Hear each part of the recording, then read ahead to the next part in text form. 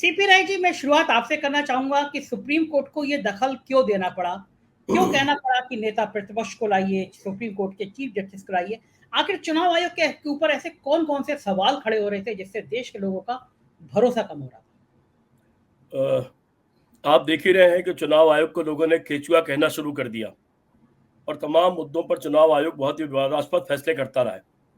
एक तरफ टीएन शेषन जैसा चुनाव आयुक्त और दूसरी तरफ ये तमाम लोग जिनकी विश्वसनीयता पर सवाल उठ रहा था। जहां तक मैंने जानकारी की कि ये दरअसल प्रशांत भूषण ने एक केस किया, मिस्टर गोयल जिन्होंने वीआरएस लिया 18 तारीख को और 19 तारीख को उनको चुनाव आयुक्त नियुक्त कर दिया गया। प्रशांत भूषण ने उसको कोर्ट किया है और उनके पूरे फैसले को कोर्ट किया है कि कैसे इतनी जल्दी में उनकी फाइल चल गई और चलने के बाद आनंद फानन उनको चुनाव आयुक्त नियुक्त कर दिया गया। प्रशांत भूषण के उस याचिका पर उस पर सुनवाई के बाद में फैसला हुआ है। सर्वोच्च न्यायालय ने एक बड़ा फैसला किया है। ये कहा है कि जब तक सरकार कोई नियम नहीं बनाती तब तक ये नियम लागू रहेगा कि प्रधानमंत्री, नेता विरोधी दल और सर्वोच्च न्यायालय के चीफ जस्टिस मिलकर की नियुक्ति करेंगे। ये नियुक्ति तो सीबीआई के चीफ की भी इसी तरह होती है। सीएजी की नियुक्ति में भी नेता विरोधी दल का हस्तक्षेप होना जरूरी होता है, लेकिन सीबीआई तो तोता बन करके पूरी तरह सरकार का खिलौना बनी हुई है और एक टूल के रूप में इस्तेमाल हो रही है। लेकिन फिर भी सर्वोच्च न्यायालय का ये फैसला कहीं न कहीं सरकार को इंगित करता है, सरकार के फैसले पर सवाल उठाता है और चुनाव आयोग को कटघरे में खड़ा करता है। ऐसी स्थिति में जो एक निर्णय मैं पढ़ रहा था कि सर्वोच्च न्यायालय के न्यायाधीश ने कहा कि वोट की ताकत ही लोकतंत्र की ताकत है और वोट ही जनता के पास है जिससे वो बड़े से बड़े दल को हरा सकता है और अपने लिए निर्णय ले सकता है। उसकी विश्वसनीयता बरकरार रहनी चाहिए। निश्चित तौर पर इस दृष्टि से अगर देखा जाए तो चुनाव आयोग का फैसला सिर्फ ये मान लेना कि तात्कालिक तौर पर उसने सरकार पर कोई नकेल कस दी है, ये बड़ी बात नहीं होगी। वेंकट सिंह साहब मुझे लगता है कहीं ज्यादा सार्थक बातें बताएंगे इस बारे में, लेकिन खुद जो जनता के मन में सवाल था कि चुनाव आयोग निष्पक्ष नहीं है, चुनाव आयोग घोटालों और घपलों में कहीं न कहीं शामिल है, उस पर एक सवालिया निशान सर्वोच्च न्यायालय ने भी लगा दिया है। चुनाव आयोग और सरकार गठबंधन है आपस में एक दूसरे के साथ, वो स्वतंत्र संस्था नहीं है। इस तरह का सवाल भी इससे पैदा कर दिया है सर्वोच्च न्यायालय के निर्णय ने। इसका सभी लोगों ने स्वागत किया है।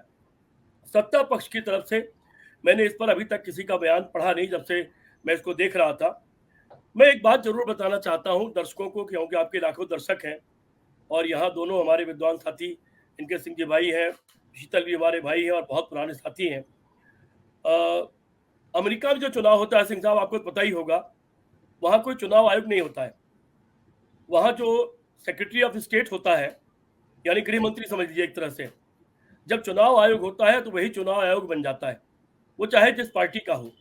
और ये जानते ही आप कि सेक्रेटरी चाहे स्टेट लेवल पर हो या सेंट्रल लेवल पर हो, सेक्रेटरी ऑफ स्टेट या सेक्रेटरी ऑफ फॉरेन जो भी अफेयर्स होते हैं वो सारे नियुक्त होते हैं। और नियुक्ति भी निश्चित तौर पर दल के द्वारा ही होते हैं, राष्ट्रपति या राज्यपाल के द्वारा ही होते हैं। लेकिन वहां पर वो चुनाव आयोग बन जाता है, उसके साथ दूसरे दलों के कुछ लोग भी शामिल कर लिए जाते हैं। और इतने 100 साल के इतिहास में अभी तक अमेरिका की इस चुनाव प्रणाली पर कभी कोई सवालिया निशान नहीं लगा। चुनाव कराने वाली वहां की इस मशीनरी पर कभी सवाल नहीं उठा, वो हमेशा निष्पक्ष होता है। उसका कारण यह है वहां संविधान के प्रति प्रतिबद्धता और नैतिकता, वो वहां की बहुत बड़ा वो है। मैं जो शुरू में एक बात कह रहा था कि आखिर सीबीआई का या चीफ भी तो नियुक्त इसी तरीके से होता है जैसे ये नियुक्ति की बात हो रही है, और फिर भी सीबीआई जो खेल कर रही है, जिस तरह से वो मनमाना में रंगी हुई है वो, और जिस तरह वो राजनीति के टूल के लिए इस्तेमाल हो रही है, ये देखना पड़ेगा इसका परिणाम क्या निकलता है।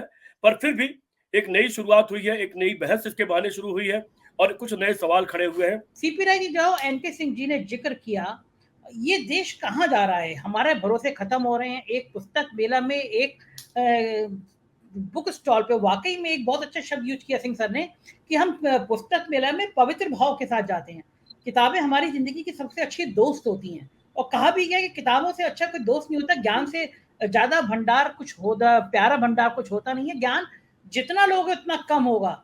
जो देश पूरी दुनिया को ज्ञान देता था, आज वहां के पुस्तक मेले पे हमले हो रहे हैं। हमारी दुनिया में सीपी राय जी क्या छवि बन रही होगी आज? G20 के देशों में एक मैसेज आया था, हालांकि वो कूटनीतिक मैसेज था कि G7 देशों ने, अमेरिका, कनाडा, ब्रिटेन ने फैमिली फोटो करने से मना कर दिया है। एक शॉकिंग खबर थी। लेकिन जो दुनिया में इस तरह के हमलों से हमारी इमेज बन रही है सीपी राय जी, वो हमें कहाँ दुनिया में कहाँ खड़ा करेगी। हम कभी अमेरिका में जाएंगे तो जो शब्द कहा शीतल जी ने कि पाकिस्तानवाद हो रहा है, हमारा देश पाकिस्तानीवादी टाइप हो रहा है, उस मानसिकता जैसा हो रहा है। क्यों नहीं समझ रहे हम लोग, क्या हमारी इमेज बन रही है, कहाँ तक हम पहुंच जाएंगे अभी। और संजय जी, लखनऊ के पुस्तक मेले में हम लोग जाते हैं, आप लोग भी गए होंगे। वहां पर तरह तरह की स्टॉल होती है, धर्म की स्टॉल भी होती है, धार्मिक किताबों की भी, हिंदू धर्म की भी है। मुझे याद नहीं मुस्लिम धर्म की किताब मैंने कहीं देखी कि नहीं, लेकिन एक छोटी सी स्टॉल कोने पर वह ईसाई धर्म के लोगों की भी होती है।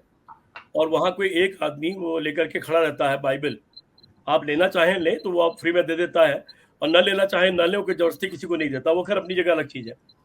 बड़ा सवाल यूं जो मुद्दा चल रहा था उस पर मुझे लगता है बड़े भाई एनके सिंह साहब ने जितना विस्तार से बातें कह दिया है, उसमें कुछ करने के लिए, कुछ कहने के लिए बचा नहीं है। लेकिन एक जो आप बात कर रहे हैं कि हम जा कहाँ रहे हैं, इस पर तो हम लोग बहुत दिन से चिंता व्यक्त कर रहे हैं। तालिबानीकरण हो रहा है। कई बार हम लोगों से लोग सवाल पूछते हैं, जब हम सवाल कोई करते हैं अपने यहाँ गिरावट की, तो लोग कहते हैं फला धर्म या फला देश में यह हो रहा है, उसके बारे में आप क्यों नहीं कह रहे हैं। तो मैं उनसे ये सवाल पूछता हूँ कि आप अपने बेटे के आवारा होने की चिंता करते हैं या पड़ोसी के बेटे की? क्या आप ये कह के छोड़ देते हैं क्योंकि पड़ोसी का बेटा भी आवारा है तो मेरा बेटा आवारा हो गया तो क्या बुरा है? क्या ऐसा आप करते हैं क्या? तो इस तरह के कुतर्क का युग ये चल रहा है। खैर, मैं निराश तो कभी सब मुद्दों पर नहीं होता। जहां तक आपने पूछा कि दुनिया में हमारे हरकतों को लेकर क्या होता है, आपको ध्यान होगा कि कर्नाटक का रहने वाला एक लड़का जो शायद सांसद भी है और शायद युवा मोर्चा का अध्यक्ष है या क्या है, उसने कोई बयान दिया और पूरी दुनिया के तमाम देशों में उसके खिलाफ प्रतिक्रिया आई और भारत के विदेश मंत्री को उसमें सॉरी बोलना पड़ा। एक बयान उसका आया और हिंद नाम की, जिसका हिंद, मैं शायद प्रोनाउंस ठीक कर रहा हूं कि नहीं, अरब की राजकुमारी है उसका शायद ये नाम है, और उसने उस पर तत्काल प्रतिक्रिया व्यक्त की। और उसने कहा हमारे देश में तो इतने लाख लोग आप रहते हो, हम हमारे देश से इतनी बड़ी विदेशी मुद्रा भारत देश को जाती है, हमारे देश में इतने लोगों को हमने रोजगार दिया है, हमारे देश में आपके मंदिर बने, हमने बहुत कम दिन में, आप तो मंदिर इतने दिन में नहीं खड़ा कर पाए, बहुत दिन लगा आपको, हमने इतने दिन में मंदिर बना के खड़ा कर दिया, आपके धार्मिक स्वतंत्रता हमारे यहाँ सुरक्षित है, आप लोग ऐसी बात क्यों कर रहे हैं? और उसके बाद वहां के राजदूत को सफाई देनी पड़ी, विदेश मंत्री को उस पर खेद व्यक्त करना पड़ा। लेकिन फिर भी उस दौर में सिंह साहब, आप लोग तो खैर जानते ही होंगे, हैशटैग गो बैक या सेंड बैक, ऐसी एक मुहिम चली। और उसमें यह था कि इस तरह के फेनेटिक, तमाम तरह के जो बयान देने वाले लोग हैं या पोस्ट करने वाले लोग हैं सोशल मीडिया पर, उन सबको निकालो। बहुत बड़े पैमाने पर तमाम भारत के लोगों की नौकरियां गई, कई लोग निकाले गए, कुछ लोगों को जो ज्यादा कठोर उन्होंने कुछ बातें कही थी उनको कुछ सजा भी मिली। तो दुनिया के दूसरे देशों में यह भी एक सर्वविदित है कि अमेरिका और उस तरह के देशों में संघ से जुड़े हुए जो दूसरे नामों से संगठन है और जो वहां से आर्थिक संसाधन इकट्ठा करते हैं, उनकी जांच शुरू हो गई है। और वहां एक सवाल शुरू हो गया है कि भाई, हम लोग बहुत दिनों तक लड़ाई लड़ते रहे आईएसआईएस के खिलाफ कि मुस्लिम जो सांप्रदायिकरण है उससे पूरी दुनिया को खतरा है, और उस पर बकायदा मुहिम चली पूरी दुनिया में मुसलमान को एक तरफ करने के लिए। उसमें जो भी सच्चाई हो अपनी जगह, चीज है अपनी जगह पर। उनके देशों में भी मस्जिदों में तमाम बम फटे और तमाम मुसलमान उसमें मारे गए। मुझे नहीं लगता है कि कोई मुसलमान अपनी मस्जिदों में बम फोड़ करके अपने लोगों को मारता होगा। ये तो खोज का विषय है कि उसमें दरअसल क्या हुआ था। लेकिन उन देशों में एक बहुत बड़ी चर्चा संसद में होती है, बाहर होती है, वहां के पढ़े लिखे लोगों में होती है कि भाई, हम मुसलमानों से इतने साल से लड़ रहे थे, चलो उनसे तो लड़ लिए, वो तो मुट्ठी भर है, लेकिन जो हिंदू कौम है ये भारत की, अगर ये 80-90 करोड़ पागल हो गई तो दुनिया के लिए खतरा पैदा हो जाएगा। और खतरा इसलिए नहीं है कि वो पागल होकर भारत में पागल हो जाएगी, खतरा इसलिए है कि हमने उनको पूरा मौका दिया है। वो हमारे पेंटागन में बैठे, दुनिया के उपराष्ट्रपति से लेकर तमाम बड़े पदों पर बैठे, तमाम देशों में मेयर से लेकर जाने कितने पदों पर, तमाम सेंसिटिव जगहों पर बैठे हुए हैं। अगर इन सब का सांप्रदायिकरण हो गया और इन्होंने उसी तरह पर तालिबानीकरण की तरह से काम करके अगर काम करना शुरू किया तो ये सारे देश खतरे में आ जाएंगे।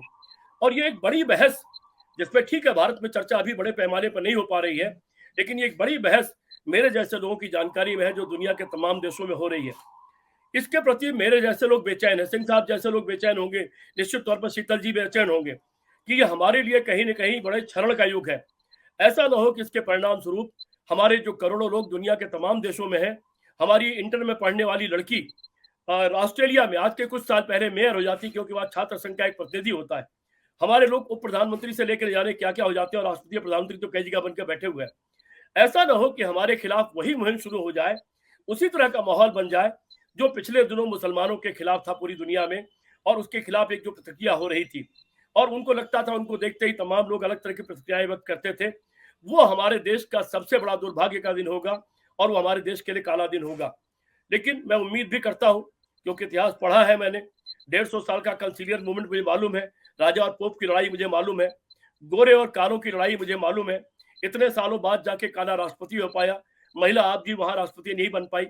मुझे मालूम है फ्रांस में दिगाल के आने के पहले तक एक एक समय में दो दो प्रधानमंत्री हो गए, एक एक घंटे में सरकारें बदल गई, मारपीट हुई संसद के भीतर। लेकिन वो लोग सुधरे, और सुधरे ही नहीं बल्कि आदर्श बने। इतने आदर्श बने कि अमेरिका के राष्ट्रपति के किसी बयान पर जनरल ने कह दिया, mister president, I know the constitution, I don't know who is Trump. America के राष्ट्रपति के किसी आदेश पर पुलिस के वहां के सबसे बड़े अधिकारी ने कह दिया, ट्रम्प साहब आपको तमीज की बात करनी आती हो तो बात करिए, वरना मुंह बंद रखिए। कैपिटोलो पर जब हमला हुआ, जब उसको ट्रंप ने स्वीकार करने को मना कर दिया कि मैं इस चुनाव को स्वीकार नहीं करता, मैं हार को स्वीकार नहीं करता, तो आखिर उनके खिलाफ कार्रवाई का आदेश देने वाला उन्हीं की पार्टी का उस सदन का अध्यक्ष था। ये वहां आदर्श वहां पैदा हुआ है इतने सालों में, और इन देशों में पैदा हुआ है।